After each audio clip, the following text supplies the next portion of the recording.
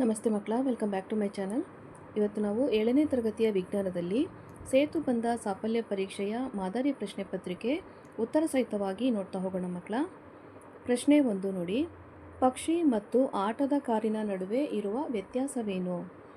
ಉತ್ತರ: ಪಕ್ಷಿ ಜೀವಿಯಾಗಿದೆ, ಆಟದ ಕಾರು ನಿರ್ಜೀವ ವಸ್ತುವಾಗಿದೆ. ಪ್ರಶ್ನೆ 2. ನಾಯಿಯನ್ನು ಜೀವಿ ಎಂದು ಏಕೆ ಕರೆಯುತ್ತಾರೆ? ಉತ್ತರ: ನಾಯಿ ಆಹಾರವನ್ನು ತಿನ್ನುತ್ತದೆ ಹಾಗೂ ಚಲಿಸುತ್ತದೆ, ಆದ್ದರಿಂದ ನಾಯಿ ಒಂದು ಜೀವಿಯಾಗಿದೆ. ಪ್ರಶ್ನೆ 3. ಬೀಜವನ್ನು ಮಣ್ಣಿನಲ್ಲಿ ನೆಟ್ಟರೆ ಏನಾಗುತ್ತದೆ? ಉತ್ತರ: ಬೀಜವನ್ನು ಮಣ್ಣಿನಲ್ಲಿ ನೆಟ್ಟರೆ ಮೊಳೆಯುತ್ತದೆ ಅಥವಾ ಮೊಳಕೆ ಬರುತ್ತದೆ. ಪ್ರಶ್ನೆ 4.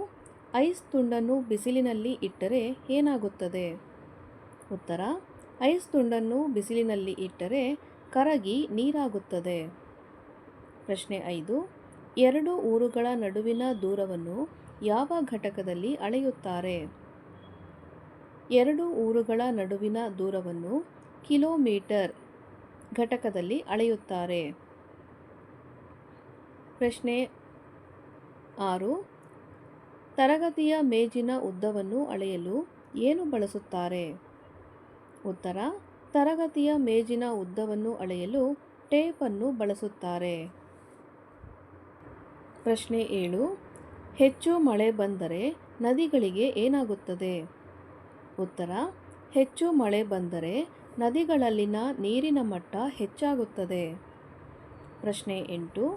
ಗಿಡಗಳಿಗೆ ಪ್ರತಿದಿನ ನೀರು ಹಾಕಿದರೆ ಏನಾಗುತ್ತದೆ? ಉತ್ತರ: ಗಿಡಗಳಿಗೆ ಪ್ರತಿದಿನ ನೀರು ಹಾಕಿದರೆ ಗಿಡಗಳು ಚೆನ್ನಾಗಿ ಬೆಳೆಯುತ್ತವೆ. ಪ್ರಶ್ನೆ 9.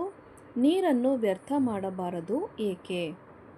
ಉತ್ತರ: ನೀರನ್ನು ವ್ಯರ್ಥ ಮಾಡಬಾರದು ಏಕೆಂದರೆ ನೀರು ಬಹಳ ಅಮೂಲ್ಯವಾದಂತಹ ನೈಸರ್ಗಿಕ ಸಂಪನ್ಮೂಲವಾಗಿದೆ.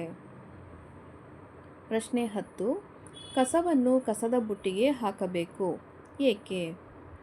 ಉತ್ತರ: ಕಸವನ್ನು ಕಸದ ಬುಟ್ಟಿಗೆ ಹಾಕಬೇಕು ಏಕೆಂದರೆ ಪರಿಸರ ಸ್ವಚ್ಛವಾಗಿರಲು ಕಸವನ್ನು ಕಸದ ಬುಟ್ಟಿಗೆ ಹಾಕಬೇಕು. ಮಕ್ಕಳ, ಇಲ್ಲಿಗೆ 7ನೇ ತರಗತಿಯ ವಿಜ್ಞಾನದಲ್ಲಿ ಸೇತುಬಂಧ ಸಾಫಲ್ಯ ಪರೀಕ್ಷೆಯ ಮಾದರಿ ಪ್ರಶ್ನೆ ಪತ್ರಿಕೆ ಉತ್ತರ ಸಹಿತವಾಗಿ ಮುಕ್ತಾಯಗೊಂಡಿದೆ. ಮಕ್ಕಳ, ಈ ಒಂದು ವಿಡಿಯೋ ನಿಮಗೆ ಇಷ್ಟ ಆದಲ್ಲಿ ದಯವಿಟ್ಟು ನಮ್ಮ ಚಾನಲ್ನ ಲೈಕ್ ಮಾಡಿ, ಶೇರ್ ಮಾಡಿ, ಸಬ್ಸ್ಕ್ರೈಬ್ ಮಾಡಿಕೊಂಡು ನಾವು ಹಾಕುವಂಥ ಎಲ್ಲ ವಿಡಿಯೋನ ನೋಡ್ತಾ ನಮ್ಮನ್ನು ಎನ್ಕರೇಜ್ ಮಾಡ್ತಾ ಹೋಗಿ ಮಕ್ಕಳ. Thank you for watching. Bye bye.